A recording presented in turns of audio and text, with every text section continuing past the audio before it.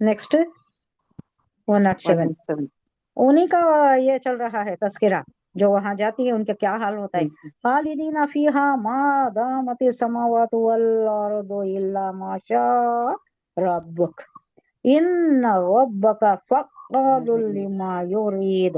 खालिदीना हमेशा रहेंगे, फीहा उसमें, मादामा, मादामा ये अफाल में आता है। मादामा बोले तो हमेशा, हमेशगी, दाइमत, दवाइमत जिसे बोलते हैं उर्दू में। जब तक है आसमान, समावात आसमान की जमा, वल अर्द और जमीन, इल्ला मगर माशा जितना अल्लाह चाहे, रब का तेरा रब चाहे, ये अल्लाह ही को मालूम है। इन्ना बेशक रब का तेरा रब फ़आलुल लिमा युरीद।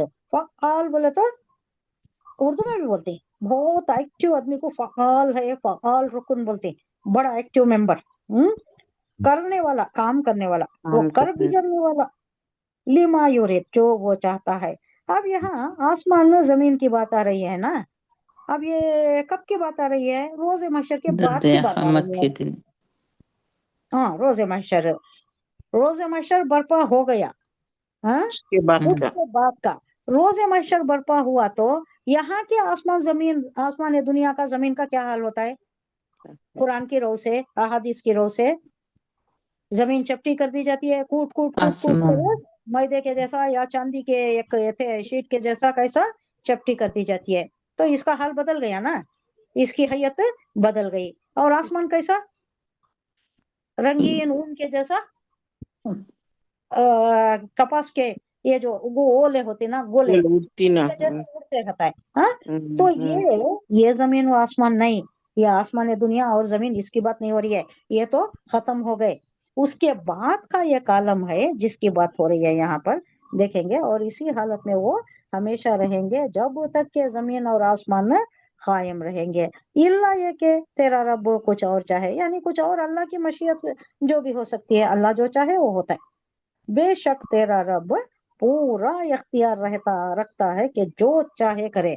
अब इसमें इन अल्फाज से या तो आलम आखिरत के जमीन और आसमान मुराद है, यानी आखिरत में कोई जमीन और कोई आसमान दूसरे होंगे, क्योंकि रोजे महशर बर्पा होते ही यहाँ की हैयत बदल जाती है। यहाँ का आसमान गोलियां के जैसा उड़ने लग जाता है, पहाड़ा भी उड़ने लग जाती, रंगीन ऊन के जैसा, और जमीन चपटी कर दी जाती है, मार मार कर, कूट कूट कर। और वो कूटने के इम्पैक्ट में ही जहन्नम नमोदार हो जाती है, क्योंकि वॉल्केनिक एरप्शंस जो होती है, वॉल्केनिक पहाड़ा है यहाँ, तो वो कूटने के, वो इसमें क्या होता है, वो इम्पैक्ट में ये जहन्नम भी आग ऊपर आ जाती है, उसी पर पुलसरात रखा जाता है। ये आता है किसमें, ये रिवायतों में ऐसा आता है, अहादीस की रोशनी में।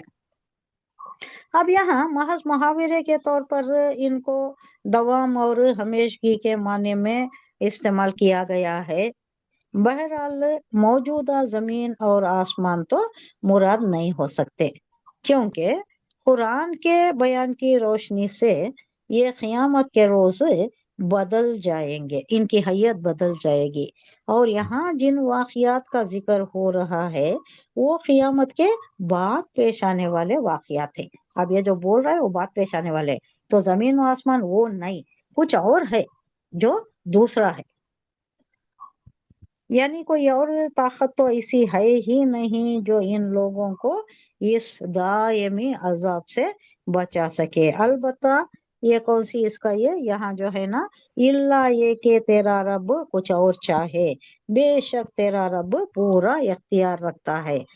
इसमें क्या बताया जा रहा है, कोई ताकत तो ऐसी है ही नहीं जो इन लोगों को इस दायमी अजाब से बचा सके। अलबत्ता अगर अल्लाह ताला खुद ही किसी के अंजाम को बदलना चाहे, या किसी को हमेशगी का अजाब देने के बजाय एक मुद्दत तक अजाब देकर माफ कर देने का अगर फैसला फरमाए, तो उसे ऐसा करने का पूरा इख्तियार है। अल्लाह जो चाहे कर सकता है, थोड़ा अजाब देकर बस कर देगा, या पूरे अजाब में मुब्तला करेगा, या अल्लाह को पूरा पूरा इख्तियार है, उसे कोई रोक नहीं सकता, क्योंकि अपने कानून का वो खुद ही मालिक है, वो खुद ही वज़ा करता है।